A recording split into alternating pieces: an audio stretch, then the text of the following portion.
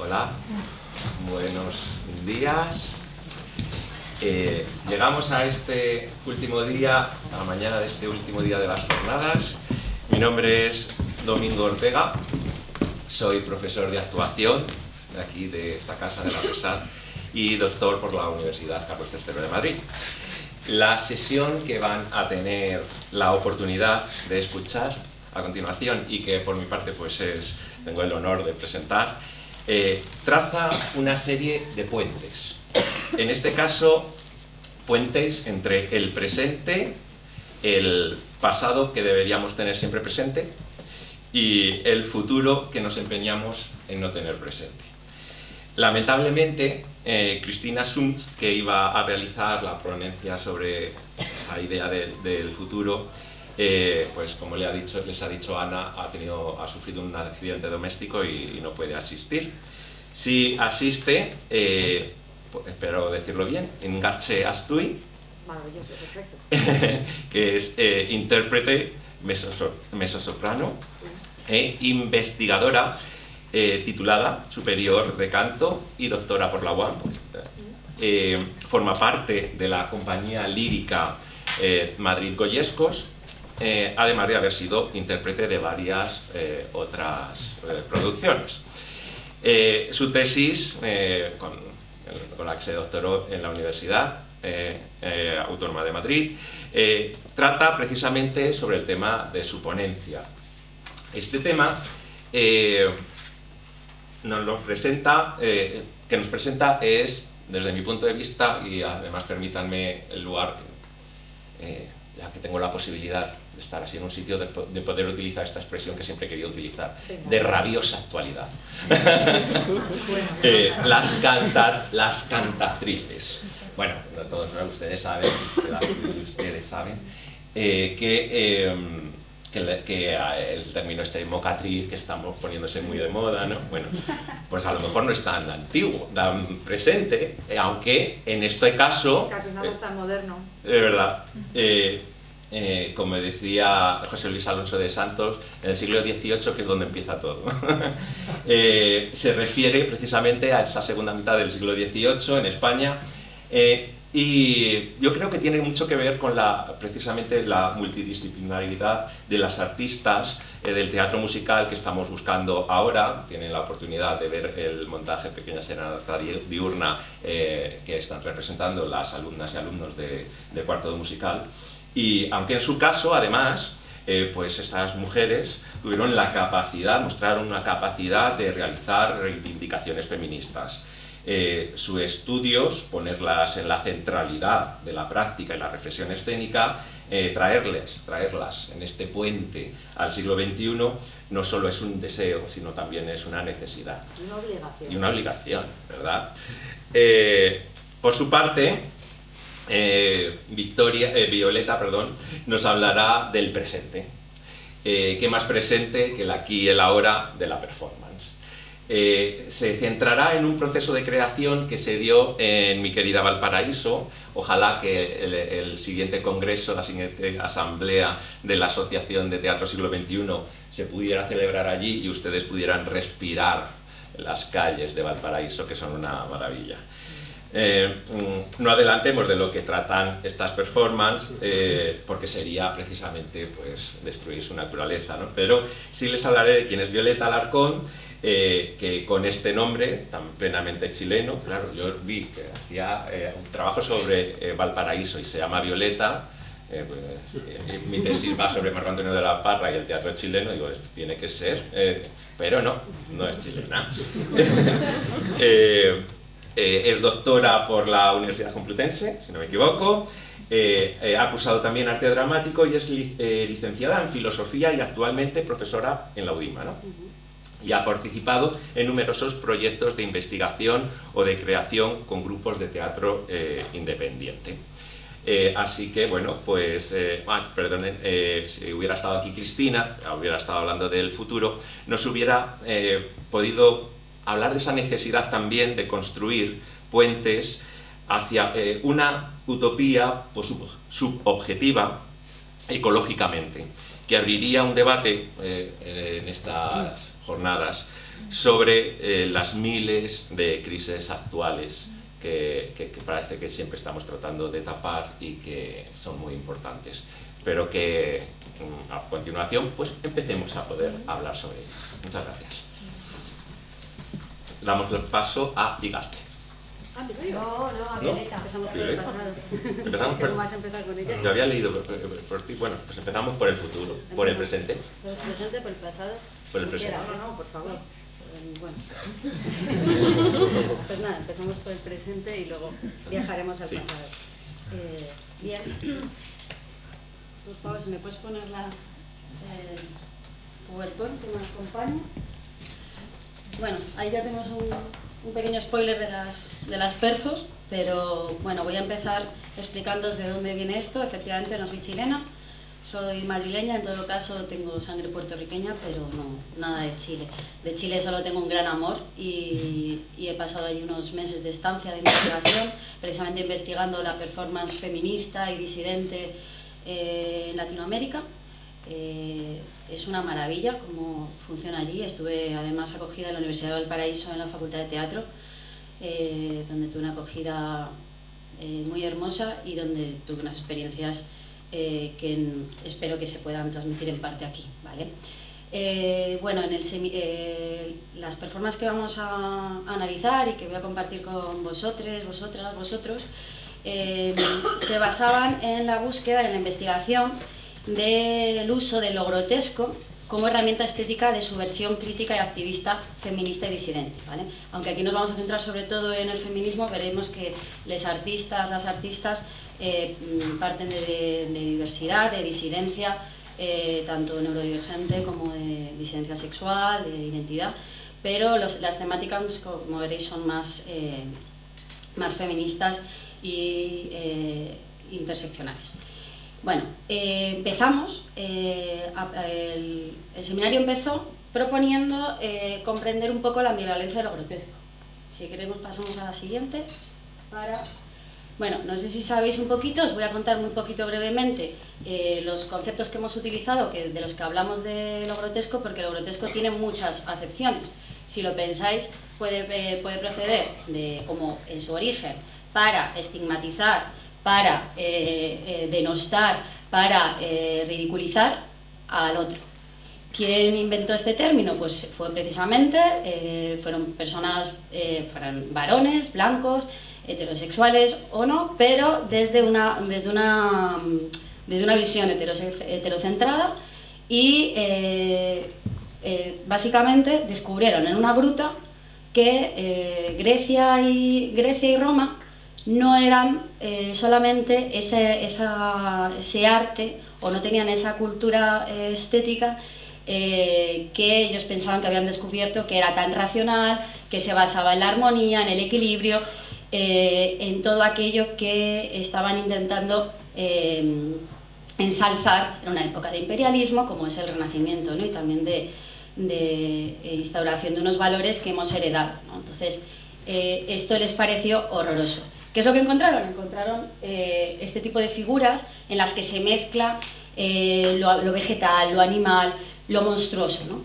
Son figuras que a veces empiezan, pero a veces no sabes dónde empiezan, dónde terminan, y son formas irracionales, monstruosas, que generan un caos orgiástico que no cumple ninguno de los cánones clásicos que proponían, ni de belleza ni de armonía, porque al final la belleza se basa en una armonía que condena todo lo que no se parece a los cánones, ¿no? Entonces, y esto sirve para denostar cierto tipo de cuerpos, cierto tipo de costumbres, cierto tipo de deseos y, por supuesto, otras culturas. Lo grotesco se utilizó mucho, por ejemplo, para denostar las culturas asiáticas. Imaginaros lo que pasó cuando fueron a América, ¿no? África, todo aquello que no era lo europeo, lo occidental, lo supuestamente racional.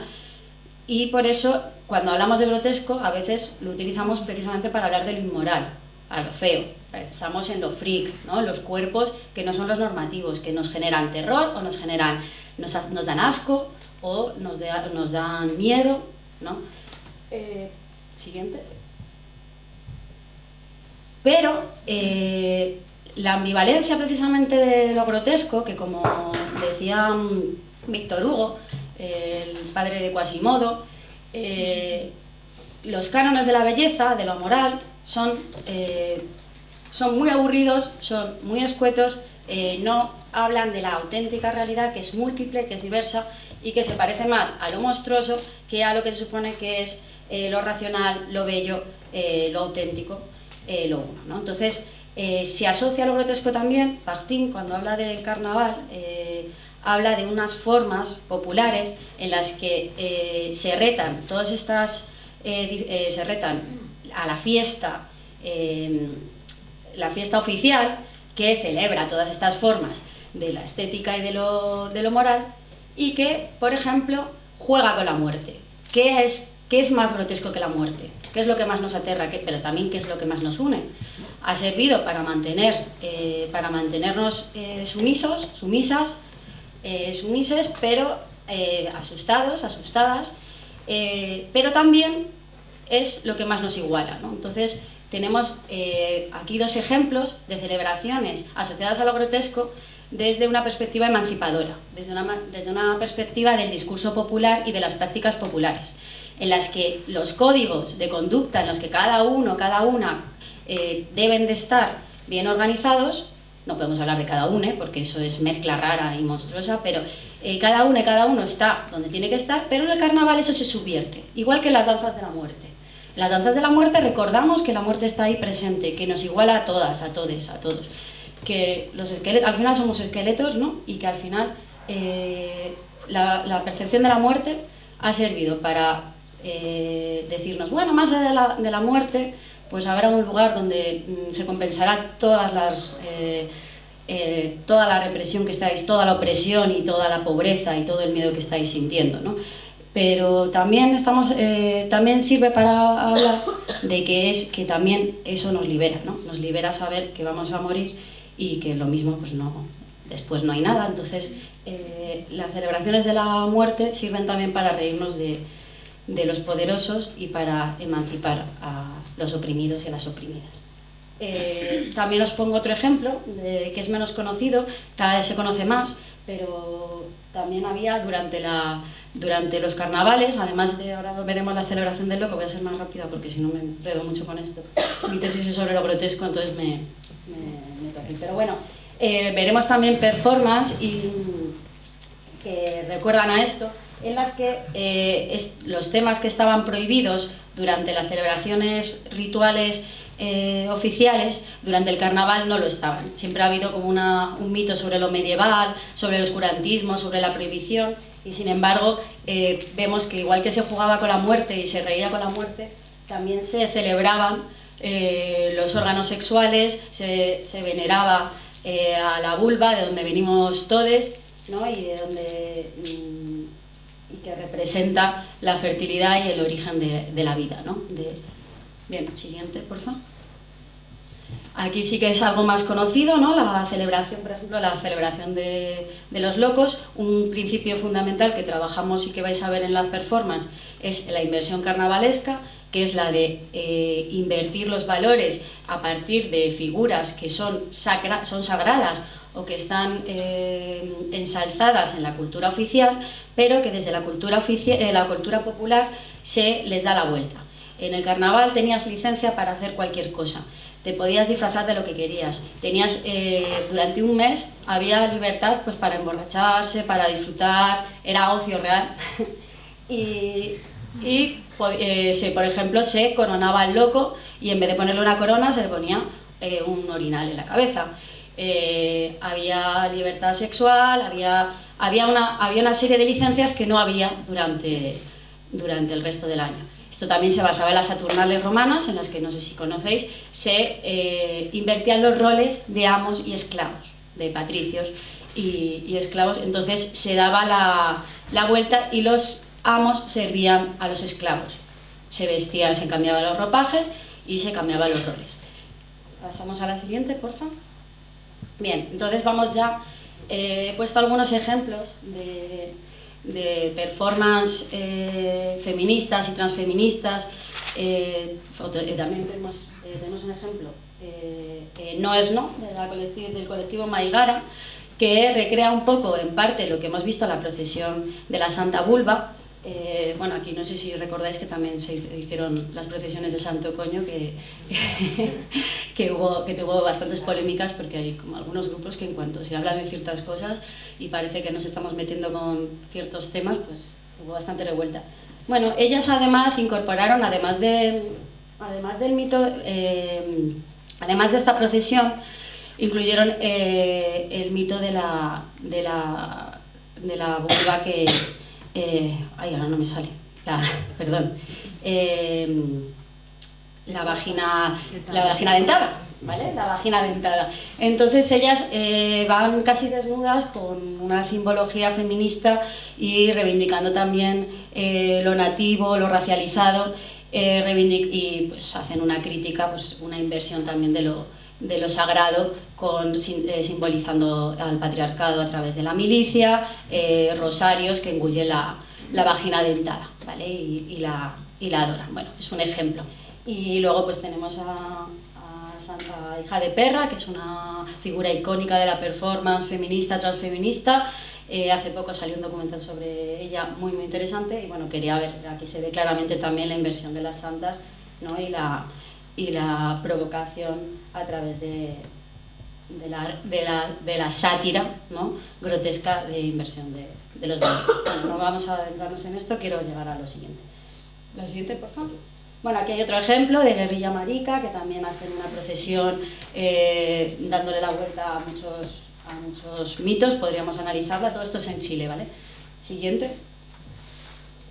Y bueno, pues para terminar esta presentación sobre lo grotesco, tenemos una cita de Josefina Alcázar, que es una investigadora de la performance y del teatro mexicana, que analiza mucho también lo grotesco y nos explica cómo a través de la exploración del cuerpo se cuestiona todo lo hegemónico. Aquí no vamos a hablar en esta ponencia, lo siento, ni de mucha fiesta, ni de mucho carnaval, ni de mucho erotismo y sexualidad, lo siento, eso para otra. Bueno, y nos vamos a quedar más por lo dark, ¿vale? Que también tiene su misterio, pero bueno, quería que por lo menos vierais este tipo de performance. Bueno, no sé si las conocéis. Esta Congelada de Uva, que también es una performance veterana, feminista, muy muy potente. De hecho, Josefina está hablando de ella en este texto, que reivindica otro tipo de sexualidades.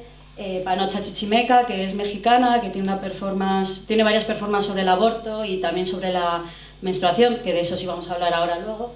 Y luego Diana Porno Terrorista, que no sé si la conocéis, que es del Estado español, aunque ahora vive en México, y que también hizo una propuesta muy radical hace unos años que se ha ido luego extendiendo con el pornoterrorismo.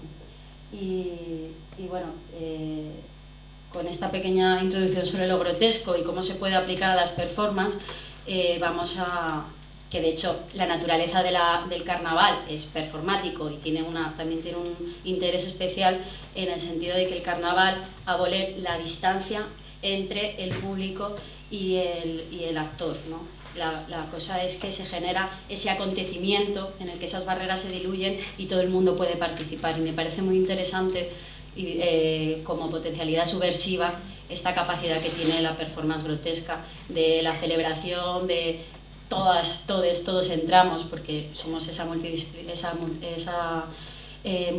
multiplicidades que se alejan de la norma. Bien, pues vamos a lo siguiente, por favor. Bueno, también, pues hoy vamos a hablar más de lo grotesco monstruoso, ¿vale? Se me ha olvidado que, como vamos a adentrarnos más en las performances, tenemos aquí también otro ejemplo de performance. Quizá la yeguada la conocéis más, porque durante el tsunami feminista en Latinoamérica, y bueno, ellas en concreto en Chile, generaron Cyril Linette es la creadora, pero son un montón de performances que meten mucha caña y todas se visten como, pues trabajan lo monstruoso desde el erotismo, ¿no? Desde el erotismo y la provocación, cuerpos vulnerables, desde un mito que ya hay en Chile sobre las yeguas, con la concepción de lo que es el caballo, y bueno, pues se ponen colas de caballo y hacen estas performances. Y luego, bueno, Travesti Polilla, que habla pues sobre querer ser una mariposa y convertirte en una polilla, ¿no? La vivencia de identidad trans traumática. Bueno, siguiente, por favor. Bien, y entonces, pues teniendo en cuenta estos conceptos, deshumanización, que supone retar la racionalidad, los binarismos, los esencialismos, ir más allá de las diferencias entre naturaleza humana, deformidad,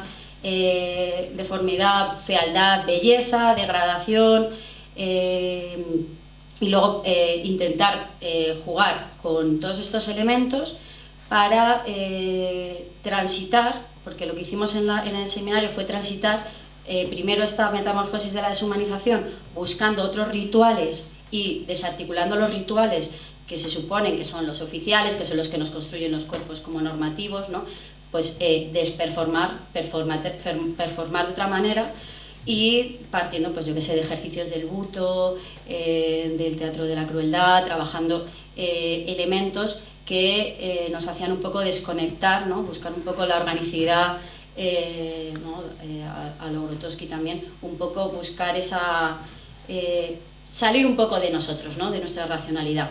Esto fue los primeros ejercicios. Luego partieron a partir de una idea que querían defender, una injusticia que estaban sintiendo ellas, ellos o alguien cercano, y ahí partieron para hacer la inversión carnavalesca.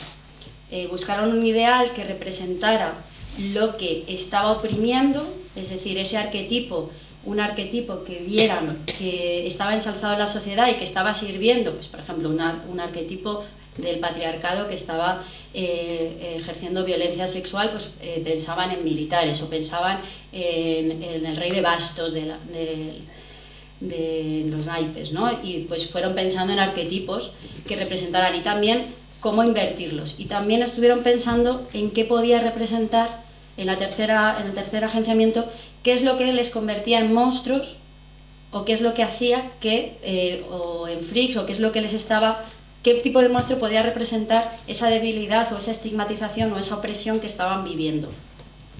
Todo esto obviamente pues fue muy terapéutico, pero fue también, en este taller en concreto, en otros quizá fue menos duro, pero fue un taller bastante emocional, porque salieron cosas, fueron todos o todes con unas ideas en la cabeza, salieron con otras, porque al final todo, como decía Josefina, al final se trabaja al trabajar tanto desde el cuerpo, trabajaron muchas emociones, salieron muchas cosas del inconsciente, al olvidarse un poco de su papel de feministas, de transfeministas, y de repente pues se encontraron un poco con cómo realmente estaban dentro de ese mundo de monstruos y héroes.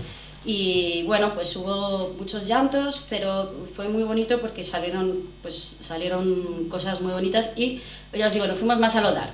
Estábamos más buscando cosas más festivas, y salió, o provocativas o eróticas. En otro taller salió más, pero en este taller salió todo bastante más oscuro, y os voy a poner 4 ejemplos, ¿vale? de esto. Entonces, ahora me callo un poquito y os dejo ver el vídeo.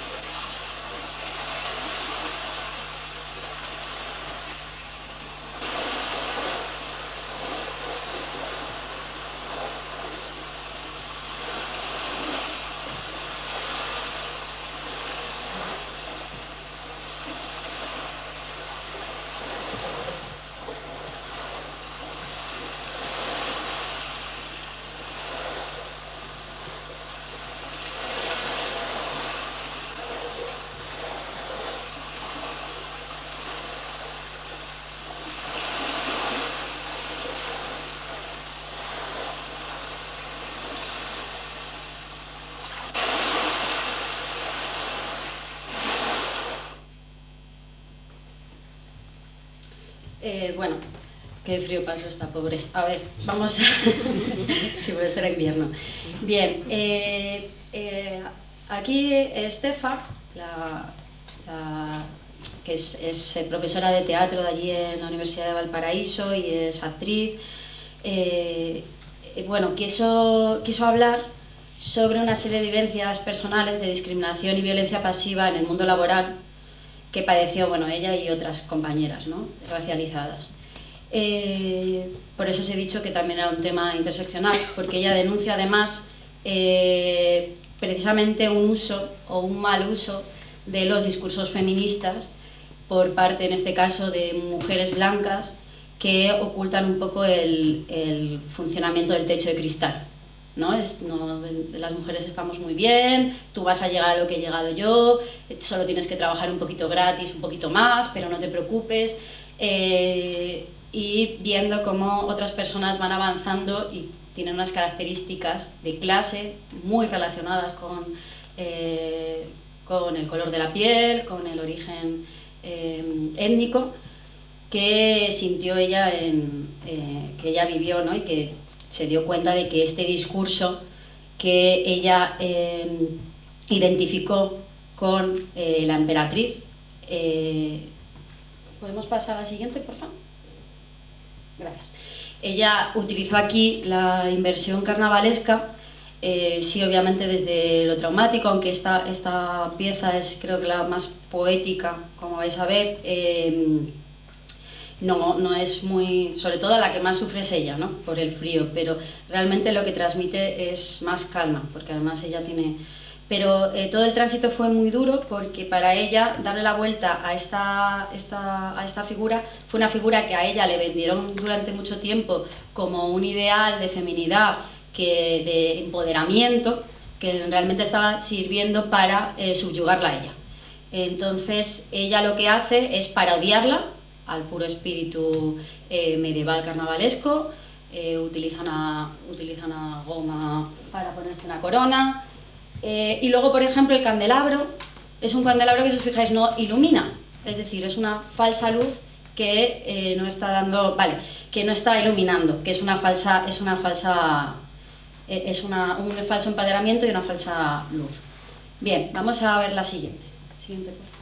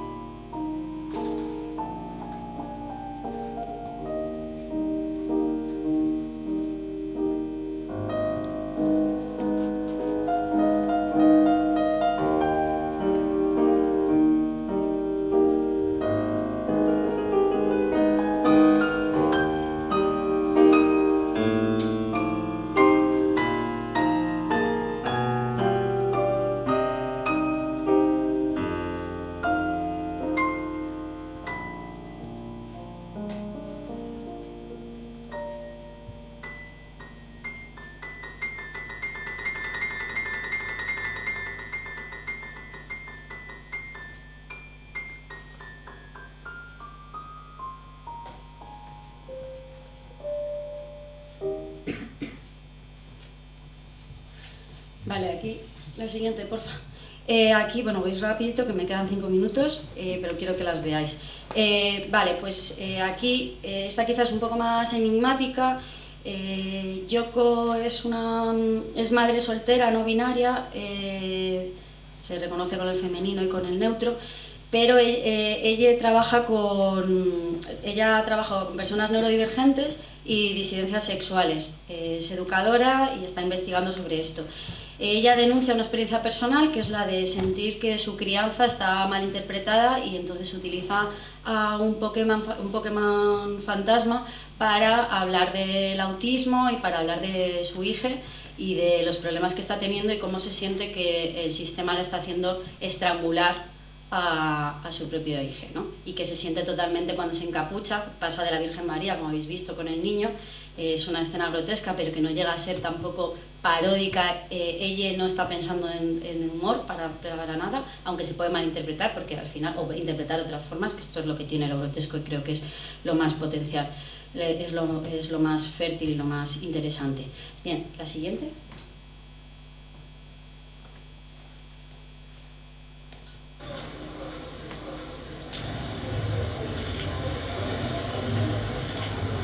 Expulsamos, ajusticiamos, machacamos y humillamos a la vez tu cuerpo.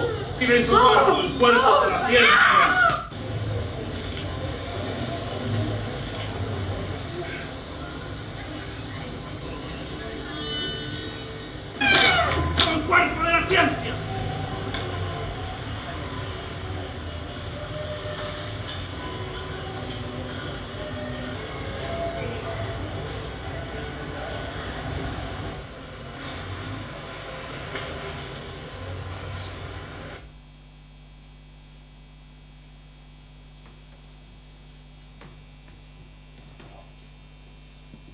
Bueno, aquí se hace, obviamente, pues una parodia. Siguiente, por favor. Aquí se hace una parodia del exorcismo para denunciar el descuido y la poca investigación que hay en torno a la salud sexual y reproductiva para las personas menstruantes. Sabemos que es algo que afecta a gran parte de la población, a gran porcentaje de las personas en edad fértil menstruantes, y también se hace aquí una parodia hablando de cómo el cuerpo femenino ha sido denostado, todo lo que se tenga que ver con la menstruación, desde Aristóteles, Plinio el Viejo, hasta la actualidad, sigue generando gran marginación. Se quería visibilizar la sangre. De hecho, hubo gente que se acercaba pensando que se podía estar hablando del aborto, pero se quiso visibilizar la sangre porque está estigmatizada hasta el punto en que hay muchos países en los que las niñas no pueden ir al cole cuando tienen la regla, y se quiso hablar también de cómo se está cambiando los exorcismos, la hostia sagrada, por pastillas que nos destrozan el cuerpo y que no nos dan otras opciones, ¿vale? La siguiente. Y ya os dejo con esta última.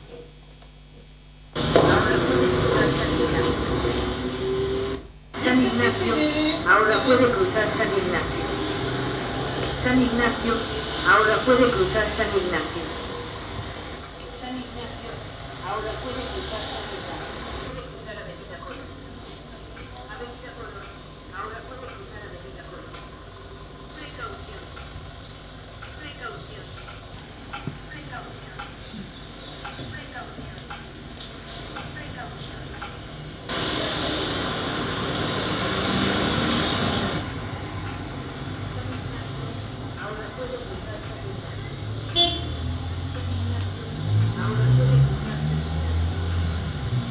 San Ignacio ahora puede cruzar. Precaución. Avenida Colón ahora puede cruzar Avenida Colón. Avenida Colón ahora puede cruzar Avenida Colón. Vale, la siguiente. Bueno, aquí Mona Fritis quiso denunciar en frente de un hospital público de Valparaíso, muy representativo, que además estaba en ese momento en huelgas y que siguen teniendo problemas por recorte de personal por mal funcionamiento del servicio público, algo que nos puede resonar bastante aquí también. Y en su caso todo vino pues por un mal diagnóstico de cáncer de mama que le tuvo esperando mucho tiempo y que le hizo sufrir esta situación de impaciencia, en la que lo que hace es invertir la situación del paciente, que podría tener más que ver con un invitado a un banquete, se convierte en un objeto pasivo, que es como un animal servido para comer. El uso de la carne la representación de los órganos como extirpados, invirtiendo también la figura de Cristo, fue bastante potente, porque mucha gente se identificó, incluso hubo personas que directamente identificaron que podía estar hablando de cáncer de mama, así que estaba transitando algo que sí que esa desvinculación con los órganos, ¿no? Ese sentir que te sacan de dentro, y jugar con la abyección, el sufrimiento y esa potencialidad que hemos visto en lo grotesco. Bueno, luego si queréis podemos seguir hablando, pero no quiero quitarles más tiempo. Muchas gracias.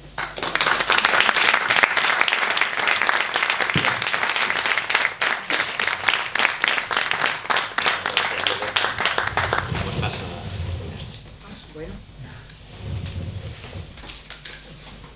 esto que me han dicho antes que hablen el micro, es que no estoy acostumbrada a cosas del demonio, es que yo vengo del siglo XVIII. No se me oye bien, a ver. Más cerca, más cerquita.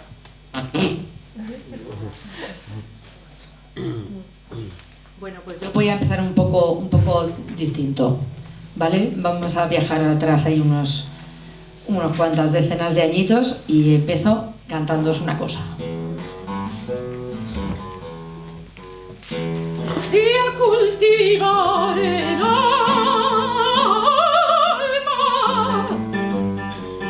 y las potencias, si a cultivar el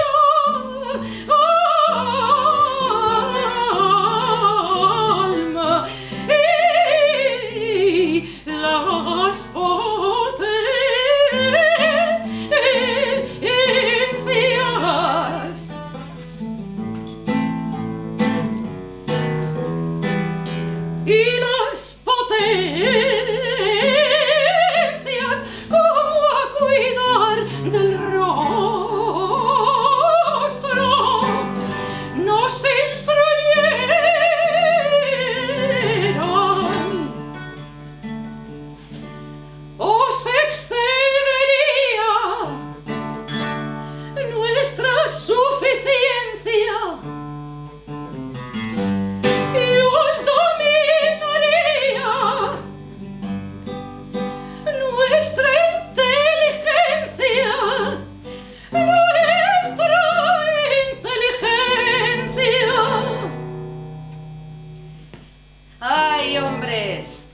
se ve, no nos enseñáis porque nos teméis.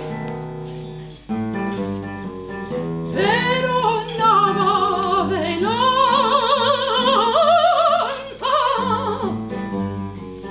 vuestra cautela, porque al fin sois esclavos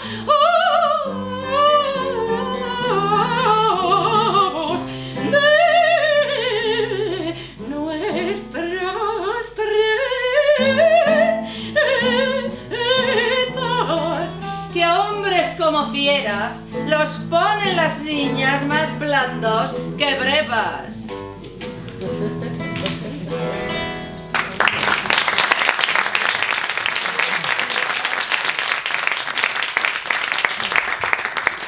Gracias, pero esto es un poco ilustrativo.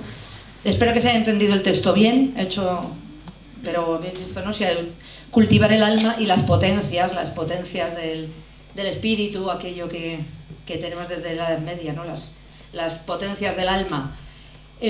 O sea, estudiar, ¿verdad? Si nos enseñaran cómo a cuidar del rostro, pues os excedería nuestra suficiencia y os dominaría nuestra inteligencia.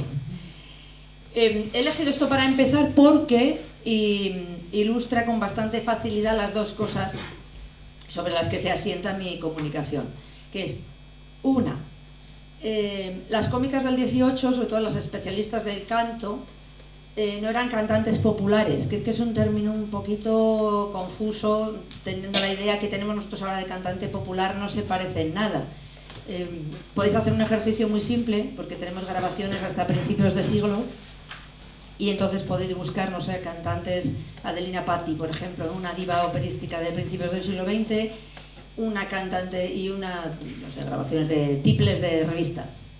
Y veréis que a nivel pues, de la utilización de recursos vocales no están tan lejos. O sea, las cantantes del siglo XVIII cantaban cosas que gustaban al pueblo, pero no eran cantantes populares en absoluto. Eso por un lado. Y yo creo que hay que reivindicarlas en tanto que artistas y en tanto que cantantes. Y voy un poco, pues mira, va a entroncar bastante más de lo que yo creía con lo que ha contado Violeta. Porque no se ha inventado nada. Y la otra parte es el feminismo. Evidentemente, al lado de estas performances tan bestias, pues queda un poquito naif, pero os tengo que poner en contexto. Entonces os voy a poner en contexto lo más rápido y conciso que pueda. Estamos en el siglo XVIII, entonces la tarde de teatro veo por aquí a gente que sí, que adivino por allí, alguien que sabe de lo que estoy hablando. La tarde de teatro del siglo XVIII era una cosa brutal. Tú ibas por la tarde al teatro y a lo mejor te ponían lo que entonces se llamaba comedias, que luego podía ser un dramón, digo por si alguien lo tiene todavía confundido, pero a lo mejor, no sé, ibas a ver La vida es sueño y en los intermedios pues tenías primero entremeses, pero luego ya las cosas con música se fueron haciendo más famosas y en la época que estamos ahora, pues el último cuarto del siglo XVIII, ya son intermedios donde hay un sainete y dos tonadillas.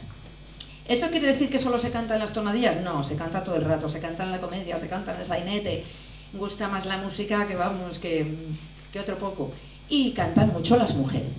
Entonces las tonadillas sí que son los espectáculos, son como pequeñas, yo defiendo que son la versión española de las óperas cómicas o de los intermedios, tengo colegas que me dicen que no, pero yo creo que eso forma parte también pues, del complejo español, pero eso daría para otro congreso.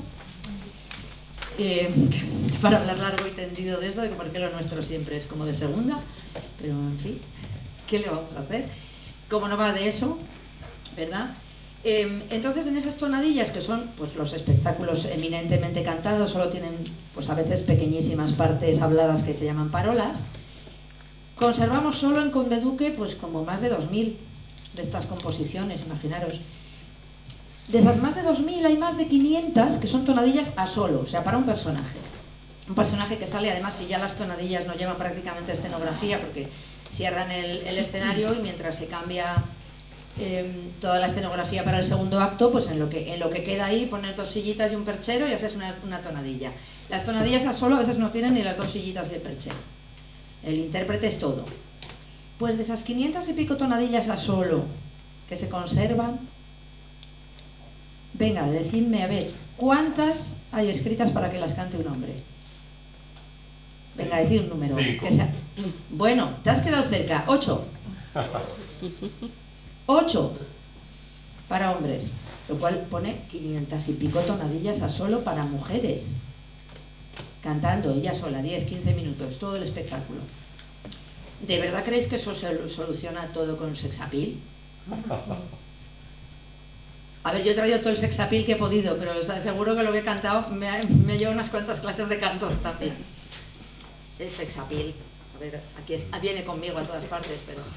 De esas 8 tonadillas para hombres es verdad que 6 son para un tal Miguel Garrido, que fue muy famoso, y que, bueno, pues es verdad que se le han dedicado trabajos variados, se le ha citado en artículos porque, bueno, pues porque él se quería jubilar y no lo dejaban porque tenía mucho éxito. Él decía, por Dios, que me faltan dientes, no quiero salir al escenario. Pero como Garrido, ha habido mujeres, tenemos a, no sé, pues a Polonia Rochelle, que también intentó jubilarse varias veces, y como ella misma decía, estaba gorda lo mismo que una bola de la Puente Segoviana. Y que le decían que solo bailaba con la punta del pie derecho, porque es verdad pues que a la mujer... De hecho, si la queréis ver, de casi todas estas intérpretes, es de la única que tenemos un grabado, que está, se puede ver online, está en la Biblioteca Nacional y podéis verla ahí en todo su esplendor sexy. Entonces, bueno, la segunda pata es el feminismo. Habéis oído que, pues que dice eso, ¿no? Que nos deis la oportunidad de estudiar, por favor. Entonces, bueno, pues otro contexto que es importante para cuando os hablo de estas cosas, de lo que puede resultar muy naif, es la disposición de la gente en el teatro. Principalmente porque el patio de butacas todavía no había llegado a llamarse de butacas, era solo patio, y la gente que estaba en el patio estaba de pie. Y eran mayoritariamente hombres, porque las mujeres tenían su propio sitio en el teatro llamado La Cazuela, pues porque claro, estaban las pobres entre que iban todas al mismo trocito y con los refajos pues estaban apretadas como garbanzos en cocido. Y entonces se conocía como La Cazuela por eso. O sea, que, poneros en contexto, tú sales a cantar esto, que todavía puede haber algún hombre que haga, ya estamos, pero poneros a finales del siglo XVIII, con una buena panda de gañanes de pie durante 4 o 5 horas, porque claro, acordaros que va todo seguido, ¿no? Y claro, pues había que tener, la verdad es que un cierto valor para hacerlo, ¿por qué no reconocerlo, no? Perdonadme, que yo me iba a poner un temporizador y no me lo he puesto. No te preocupes. ¿Vale? Y tengo un peligro yo, como empiece. Entonces, os voy a seguir mi PowerPoint. Un poquito. Entonces, bueno, pues os voy a decir algunos nombres que seguramente no suenan de nada. Nicolasa Palomera, Joaquín Arteaga, María Pulpillo, Polonia Rochelle, Mariana Alcázar, Catalina Tordesillas. Puede que a alguien le suene La Caramba, porque La Caramba... ¡Ay! Claro, ¿qué le pasa a La Caramba? ¿Era una buena cantante? Sí, pero ¿qué pasa con La Caramba? Pues un clásico. Una vida licenciosa, amantes en las altas esferas sociales, y luego de pronto, una tarde de lluvia, entra en una iglesia y tiene una revelación, y entonces se retira del teatro y muere entre horribles dolores y rezando el rosario. ¡Qué maravilla! ¿Verdad? ¡Qué historión! Tiene hasta una película del año 51. ¡Qué historión! Y claro, nos gusta más, ¿no? Sí. Pero claro que hay trabajos sobre las intérpretes, sí, ¿verdad? ¿Sobre qué intérpretes? Pues sobre todo María Lalbenan, La Caramba, María Pulpillo. María Pulpillo tiene también sus cosillas, porque claro, María Pulpillo se casó con Blas de la Serna, y Blas de la Serna había sido compositor durante muchos años, y claro, me dijeron a mí una vez presentando un trabajo sobre María Pulpillo, yo dije, bueno, se casó con Blas de la Serna cuando ya se había retirado, y entonces me dijo alguien del tribunal, bueno, pero tendría sus cositas antes. Como mi nota dependía de ello, pues claro, no le dije, y a mí qué me importa. Pero, no sé, en fin, y a nosotras que nos importa si tenían sus cositas. También sé de 2 cantantes que vivieron juntas, 2 cómicas, la hija de Eusebio Rivera y otra cantante. Ah, vivieron juntas, ¿verdad? En las tonadillas, es verdad que en las tonadillas está todo. Yo me he encontrado hasta una velada referencia a la transexualidad. Pasa que, ¿cómo le llamaban? Ay, Dios mío de mi vida. Esto cuando tienes los dos géneros. ¿No binario? No, más fácil. No, hombre. Hermafrodita. Es que yo, a ver si voy a ser hermafrodita y no sé qué. Yo, ay, qué raro sería verte convertida en hombre. Y yo leía y dice, no puede ser. ¿Sabéis que hay gente que dice, todo está en los Simpsons? Gente que dice, todo está en los Beatles, todo está en las tonadillas. Todo, os lo prometo, todo en el mundo. Me he encontrado una tirana en inglés, me he encontrado una canción en euskera, que luego busqué y la persona que había hecho el trabajo sobre esa canción decía que era de un compositor que había nacido después de esa tonadilla. En fin, que me estoy dispersando, que me gusta mucho el tema y me lo paso muy bien. Entonces, bueno, os voy a contar dos cosas. Por ejemplo, la indecencia del teatro. Porque, claro, efectivamente, es que es eso, ¿no? Es la fascinación y el horror a partes iguales. Son unas indecentes, son los que salen ahí con esos... Bueno, de hecho había muchos intelectuales que se quejaban de que la gente iba más a las tonadillas que a la comedia. De hecho, tengo aquí algunos textos maravillosos. ¿Quién y quién va porque Anfrisa hace ciertos ademanes, particularmente en las tonadillas que encienden suave y peligrosamente el fuego de la sensualidad? Lo mismo hasta se les veían los tobillos. Cuidado. Luego, bueno, un párroco, un tal padre Andrade, un jesuita, que en su iglesia se dedicó a dar por todas partes a todo el mundo. Los despertadores de este vicio, y como los fuelles que encienden el fuego de los apetitos sensuales, son las músicas y bailes lascivos y las representaciones deshonestas con que las mujeres afeitadas de afeites y libres incitan a los hombres y despiertan los apetitos. Madre mía, claro, con estos mimbres, ¿quién se va a estar fijando en si cantan? O sea, pero claro, ¿veis las partituras? A lo mejor sí tenía que haber traído un PowerPoint con las partituras para que las vieseis. Porque ya que estoy, pues mira, os voy a cantar otra cosita. Y luego me decís si veis que con sensualidad y curvas rutilantes lo resolvemos. Vamos con la defensa de las mujeres.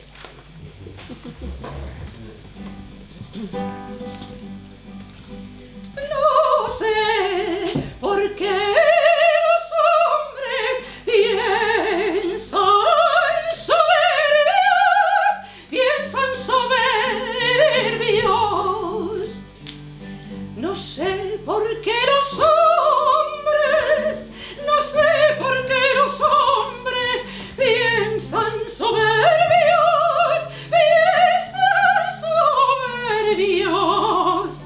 No sé por qué los hombres piensan soberbios.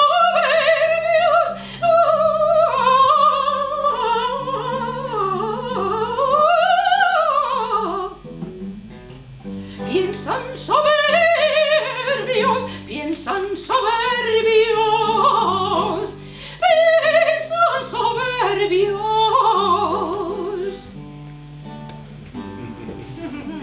Y os estaréis preguntando, ¿y qué piensan soberbios?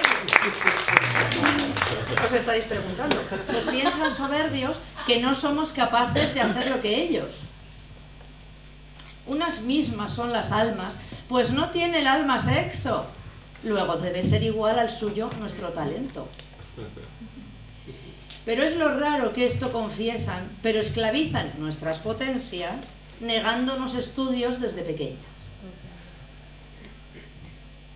Esto estamos hablando del año 1788, una tonadilla titulada La defensa de las mujeres. Ya veis. El siglo XVIII, bueno, no me resisto a contaros también más cosas que no se han inventado ahora. El lenguaje inclusivo. Para todo el mundo que le espanta lo de niños y niñas, señores y señoras, cómicos y cómicas, ya no entremos en cómiques.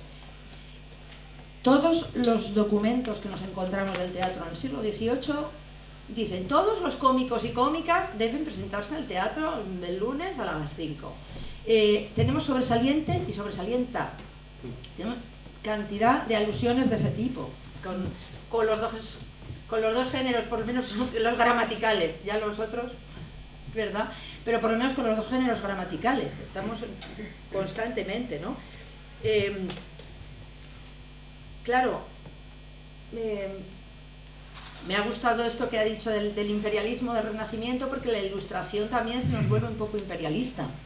Entonces todo el movimiento del magismo del 18 también es un poco una contestación a ese imperialismo de la ilustración, que fue estupenda para algunas cosas y para otras menos, entre ellas la música española, por ejemplo, ¿no?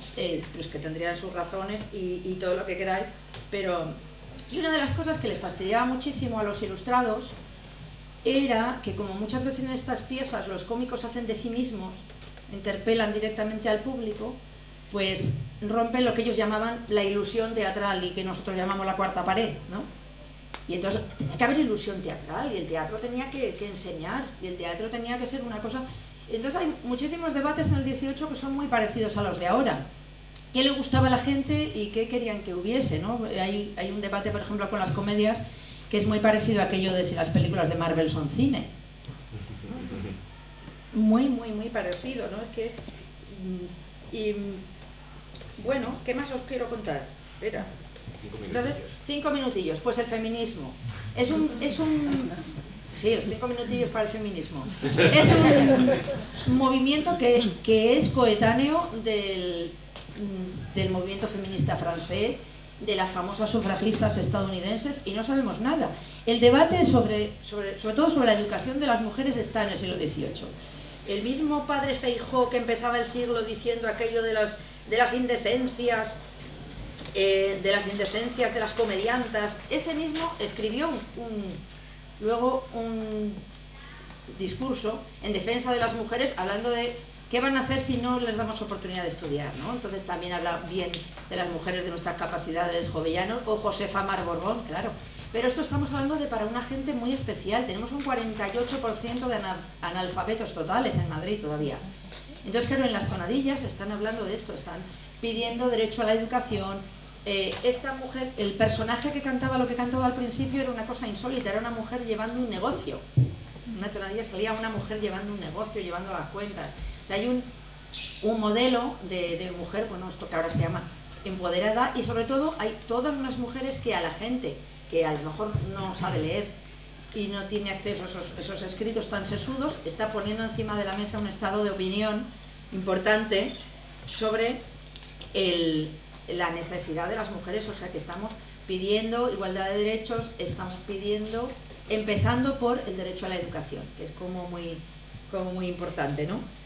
Y no sé si me dejo algo importantísimo, seguro que sí, pero ya luego lo pongo en el texto y lo leéis. Muchísimas gracias.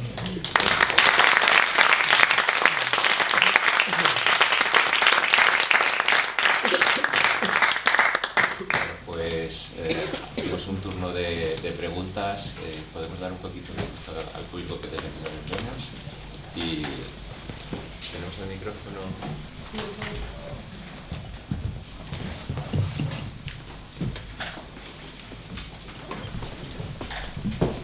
Tenemos aquí una primera pregunta. Vamos a esperar un momentito que... Hasta luego. Que hay un cambio de clases, ya sabéis.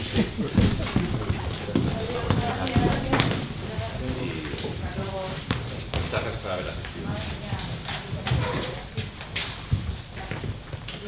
Adiós, hasta luego. Sí, una pregunta para Violeta. De lo que he visto de performance, la mayor parte se encuadran dentro del paradigma asociativo, nunca narrativo. Sí, bueno, uno de ellos sí tiene un paradigma narrativo. Cuenta una historia. Cuenta una historia, sí. El de Yoko Urzúa, la canción de cuna, es una narración. Vale.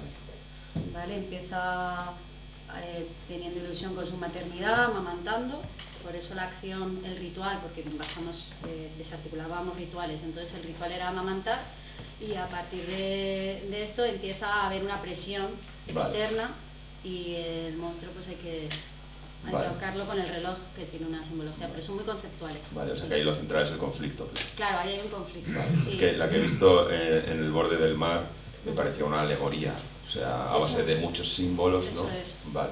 Sí, era más alegórica. Todas tienen bastante más punto alegórico. Lo que pasa es que no se basan tanto en lo conceptual, sino que buscan también un poco lo emocional, el desgarro, ¿no? Vale.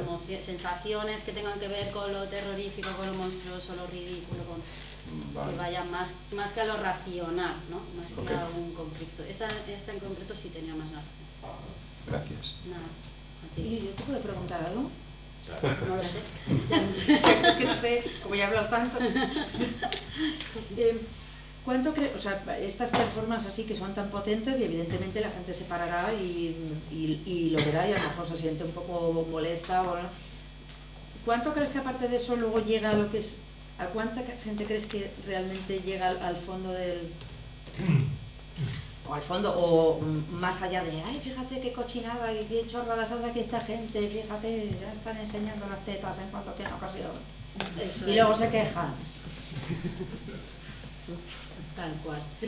Pero y a eso le llaman arte, a enseñar las pechugas. Sí, Sí. efectivamente. Y con babas encima Bueno, cayendo. es Encima que- no es sexy, ¿no? Exacto, porque Sí. además yo me he dejado una de los propios cómicos en un sainete, que ellos, claro, que las mujeres quieren hacer una comedia a solas. Bueno, ¿a qué saldrán? A hacer monadas y gestos, porque a la gente que quiera ver arte de verdad les va a ver a ellos. Cuidadito. Claro.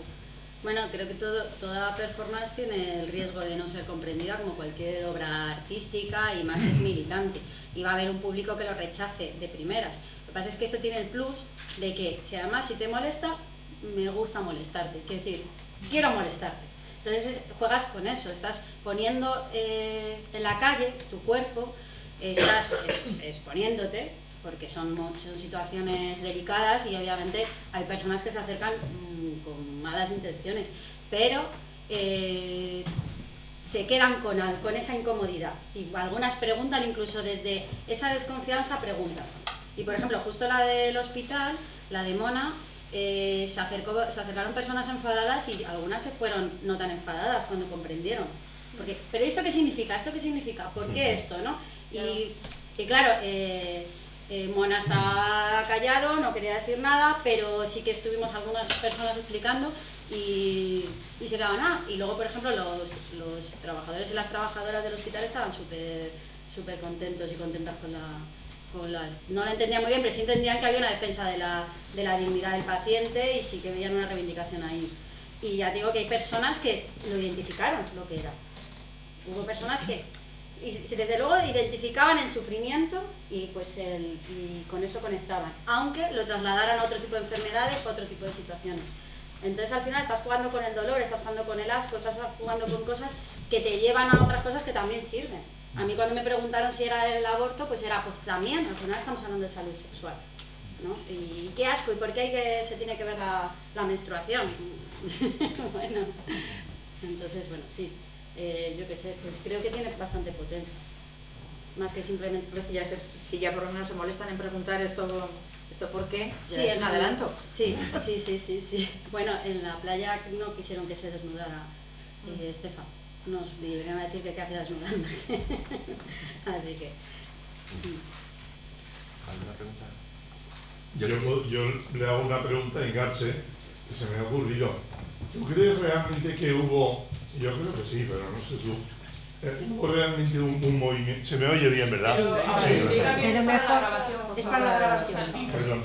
¿Tú crees que hubo realmente una especie de movimiento protofeminista en el siglo XVIII español y además especialmente en España o no? ¿O hubo dentro de Europa alguna cosa? A ver, es un poco contemporáneo del que hay en Francia y del que hay en Estados Unidos, lo que pasa es que yo creo que se sabe menos. A ver, yo lo que digo es que no sé, ni creo, ni voy a afirmar desde luego que las tonadillas consiguieran avances para los derechos de la mujer, en absoluto. Pero sí que eran, bueno, pues una plataforma para un sentir que estaba. y una plataforma, desde luego, en ese momento, por lo menos.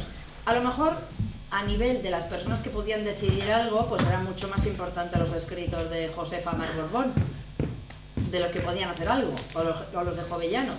Pero a nivel de establecer un contacto con una realidad, con la gente de a pie, yo creo que se hicieron mucho más trabajo, ¿no? Como puede hacer ahora, pues a lo mejor una buena película o una serie que impacte, pues a lo mejor puede hacer mucho más que todos los panfletos que quieras hacer sobre un tema, ¿no?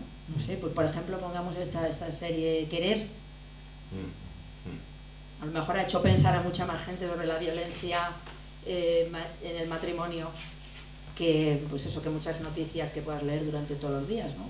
Entonces, Yo diría que sobre todo ha hecho pensar a muchos hombres, a muchísimos hombres que se han visto reflejados en algo horrible. O sea, muchos hombres, yo es que he visto esa serie, la vi con mi esposa y fue espantoso. Y el juicio con los hermanos, bueno, terrible. Y muchos hombres yo creo que se han visto ahí dentro reflejados en el señor marido. Bueno, pues a eso me refería, ¿no? Al poder que ya tenía el teatro para conectar con cosas de la calle, no solo para venir a enseñar. Perdón, ¿y por qué no se le ha dado más? A mí me sorprende que habiendo eso, yo creo que tuvo mucho más recorrido como concienciación las tonadillas que probablemente muchos movimientos, a lo mejor mucho más intelectuales, precisamente porque llegaba a todo el mundo. Las tonadillas era como era lo más. Ya, pero siempre, es que las tonadillas estaba vendido siempre y lo veía gente, como tú dirías antes, analfabeta. ¿Y por qué no se le ha dado más relevancia? Es que yo creo que han vivido modernos? mucho tiempo de falta de consideración, porque como los ilustrados decidieron que eran una porquería, pues estuvieron mucho tiempo en el cajón, porque oye, si los ilustrados dice don Leandro Fernández de Moratín que esto es una porquería, ¿quiénes somos nosotros para decirle nada a don Leandro? Pues oiga, don Leandro y al sur son corda. No es por nada, yo aprovecho aquí. Perdón, la última pregunta. Es ¿Y no momento. crees que Entonces, fue eso? Que claro, fue eso precisamente lo que hizo que las tonadillas, sobre todo las mujeres, que eran las que las hacían, se subiesen a la parra? pues puede ser, pero quiero decir que Porque falta fue la mucho contestación. potencial de las cosas que se pueden estudiar a través de los textos de tonadilla. A ver, ¿yo puedo decir algo Venga, sobre esto? Ya que somos 18chistas aquí, los Claro, tres, 18chistas acá con gorro. que habéis entrado en esta cosa porque...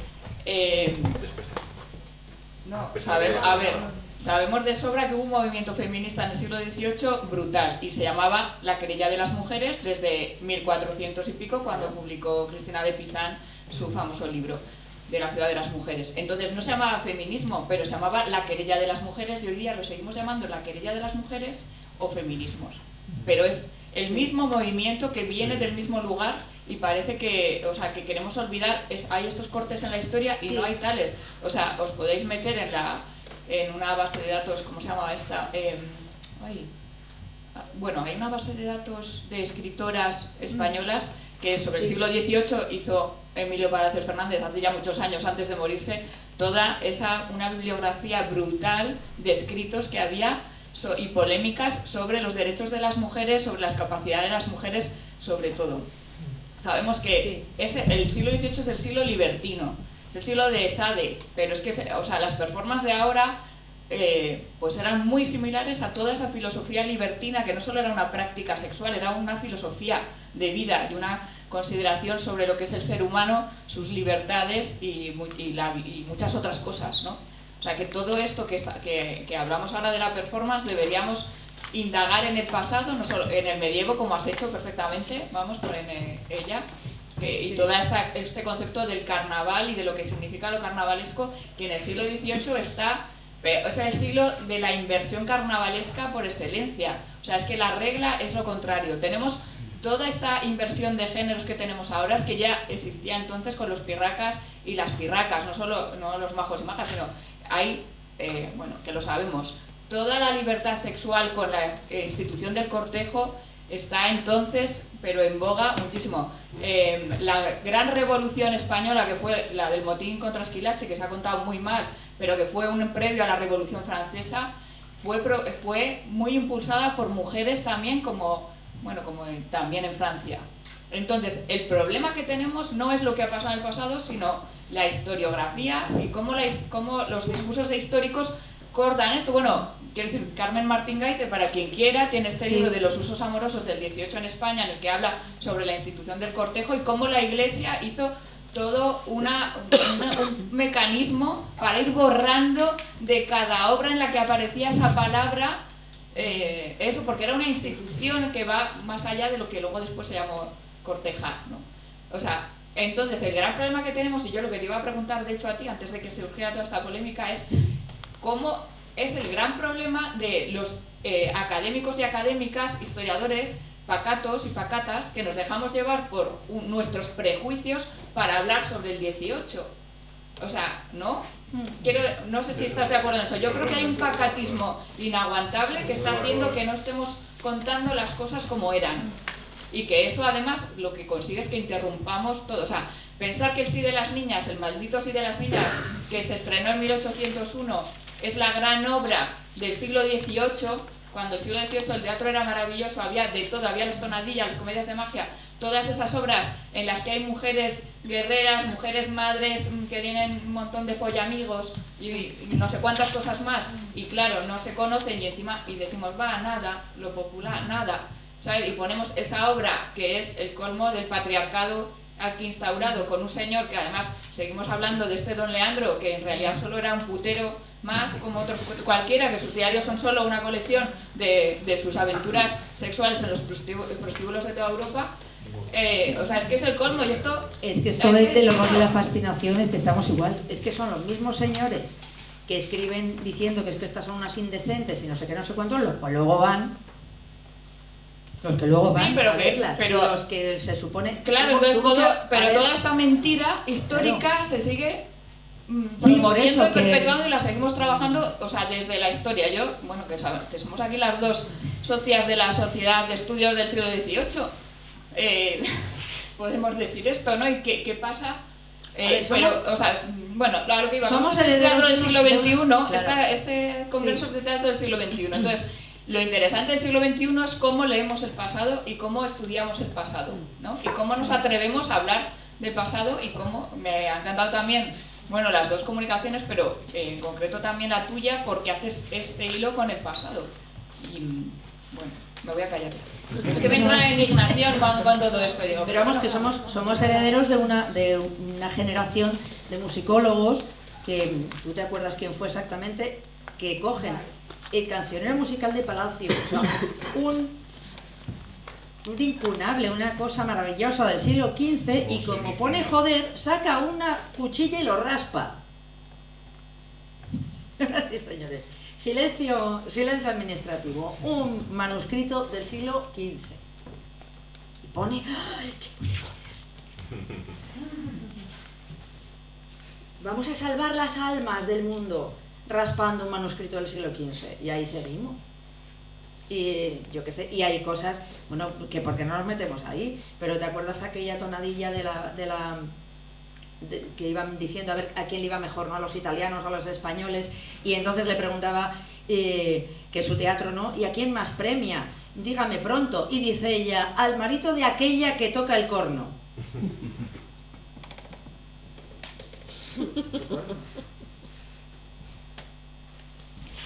Yo ahí lo dejo. A la que mejor le va es a la que toca el corno. En el siglo XVIII.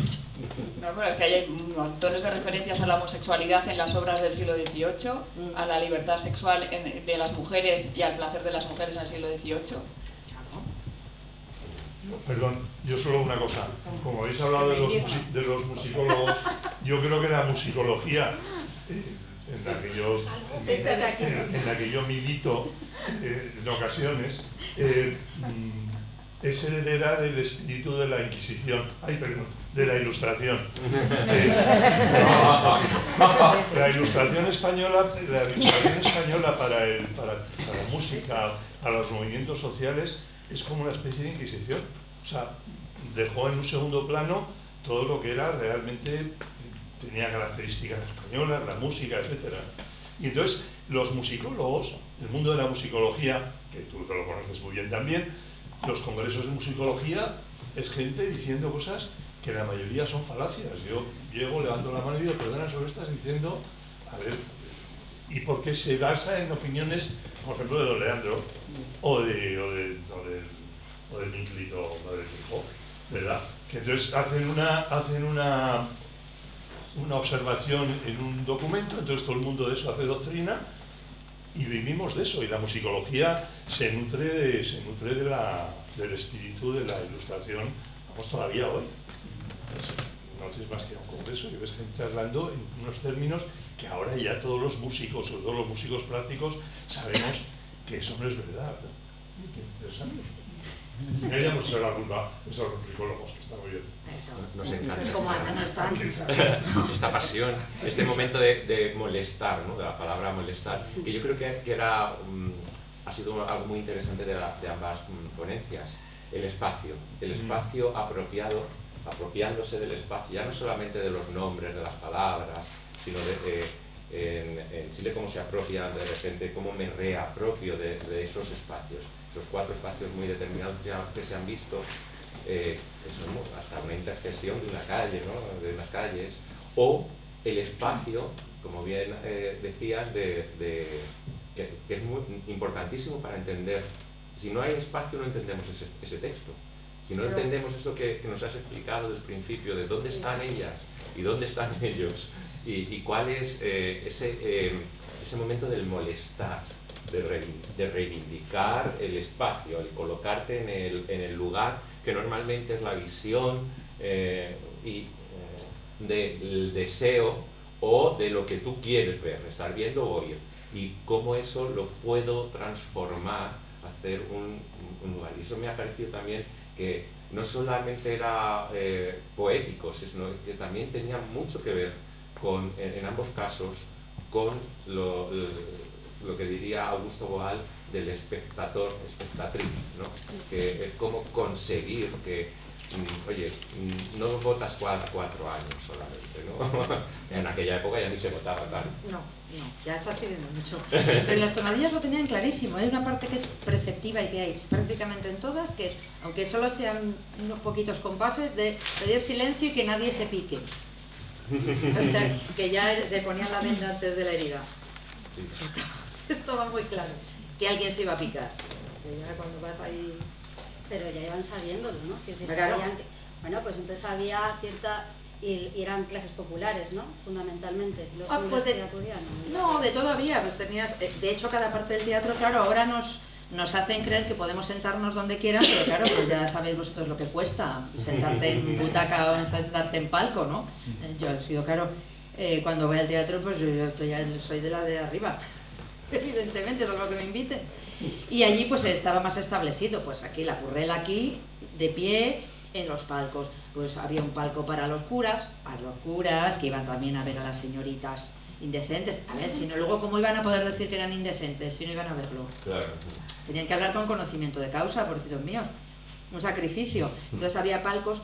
Los señores de dinero tenían un palquito cerrado donde tenían ahí, recibían a sus señoritas, les llevaban de comer, o sea que cada uno, claro, los aposentos famosos, que luego, además no sabéis la de documentos que hay, que a ver si les reclamamos, porque claro, los que pagaban entrada, la pagaban y punto, y entrabas. Los de los aposentos pagaban cuando el señor quería y había que ir ahí reclamando, oye, lo de los aposentos, ¿qué?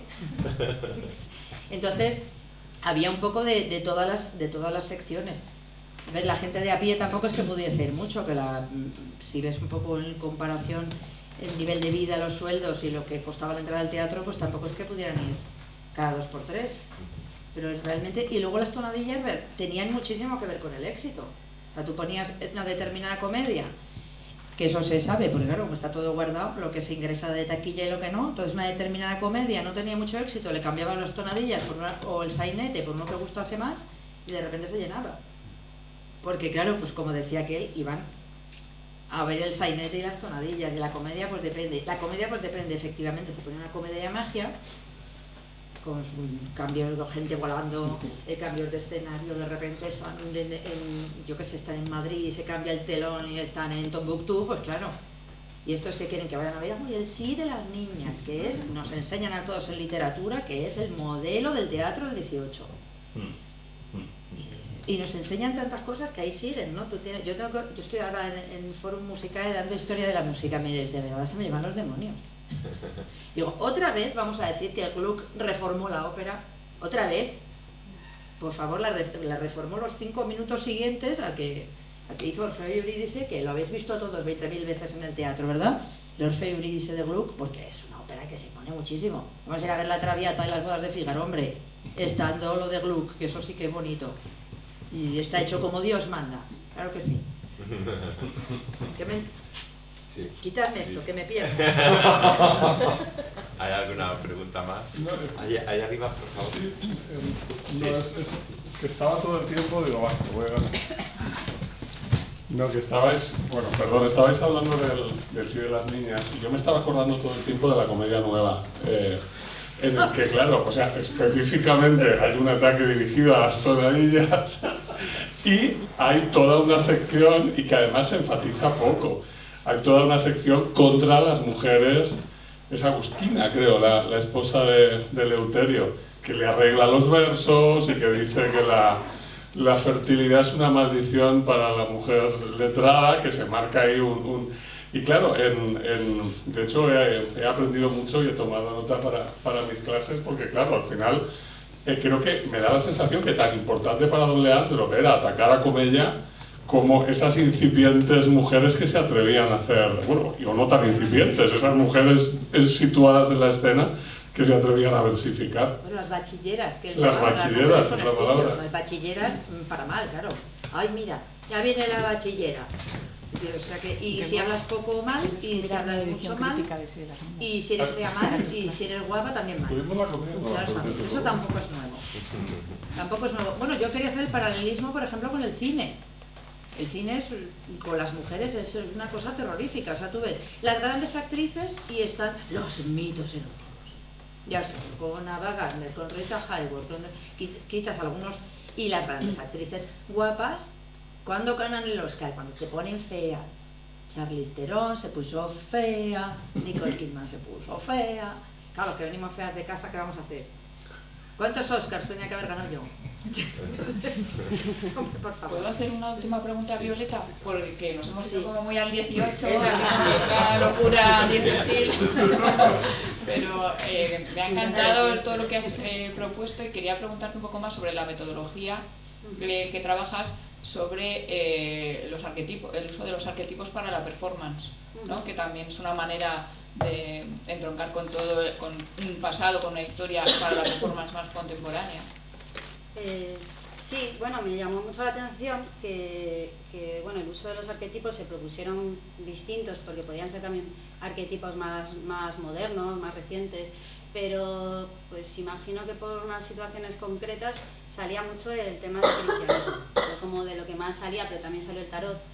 Entonces, bueno, se proponía, a partir de esos valores que estaban oprimiendo, unos valores que estaban impidiendo una diversidad y unas libertades, o que sentían que se estaban atacando unos derechos que cada vez se están poniendo más en riesgo por los procesos políticos que están ocurriendo, ¿no? Y que van, digamos, enconando muchos derechos y libertades que han costado mucho conquistar y que se están viendo. Es que estamos hablando de la historia y estamos hablando de todas esas conquistas que hicieron en el 18, principios del siglo XX también hubo en España también hubo unos momentos, los años 20, años 30, unos momentos de mucha libertad y que se perdieron. Bueno, pues se intentó buscar se intentó trabajar esos arquetipos buscando nuestro imaginario, pues con distintas técnicas, ¿no?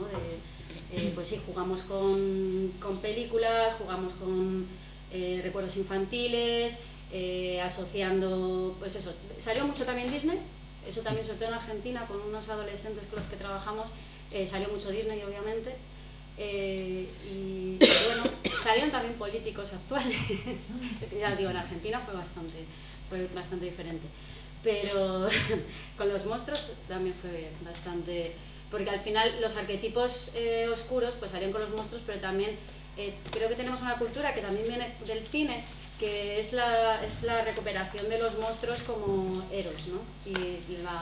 Y el villano, volver a reconsiderarlo, ¿no? Cambiar estos estereotipos. Entonces eso también sirvió mucho para darle la vuelta a lo que parecía que al principio estaba siendo amenazante y tornarlo como una fuerza aliada. Entonces jugamos mucho con eso también. Y al final se daba, ya te digo, el arquetipo que parecía iba a ser, ¿no? Es muy, por ejemplo, es muy representativo el diablo, ¿no? O los vampiros, o ¿no? Esos símbolos que habían sido rechazados en el siglo XVIII también fueron denostados también para hablar de ciertos tipos de libertad sexual, porque creo que el siglo XVIII, sois expertas, yo no, pero también me interesa mucho por otras cuestiones, y yo vengo de la filosofía y pues una de las cabezas de la Ilustración, Kant, denostaba lo más bonito que le dijo a una mujer con la que se carteaba, que era científica, era: deberías tener barba porque eres demasiado guapa para pensar así. No la vio nunca, pero bueno, a lo mismo le mandó alguna carta, pero claro, él le molestaba, ¿no?, que una mujer pudiera, entonces, bueno, pues pensar más allá. Entonces, bueno, esto fue siempre una lucha. Entonces los arquetipos han servido tanto para imponer una serie de valores, una serie de formas de vida, y también ha servido para condenar otras. Entonces creo que vivimos una época en la que se estaban invirtiendo, y eso me parece bastante interesante, porque yo esperaba algunas cosas que, dependiendo de las edades, sobre todo las edades, no tanto que fueran en un país o en otro, salían unos arquetipos de una manera u otra, ¿no? Que obviamente la Virgen y Jesucristo salían todo el rato, y el sacerdote como algo amenazante también, ya no como algo sagrado, ¿no? Entonces, bueno, me parece que es muy fértil, y creo que se puede trabajar mucho con ello, y sobre todo muy terapéutico el trabajar. No me lo he inventado yo, estoy en el psicoanálisis, ¿no?, trabajar todos los arquetipos, obviamente, pero me parece que funcionaba muy bien. ¿Veis en general que nos cuesta reconsiderar las cosas que damos por hechas? Revisitar los conceptos, poner en cuestión. Vamos a coger una cosa, no sé, Mozart es el mejor compositor de todos los tiempos, venga.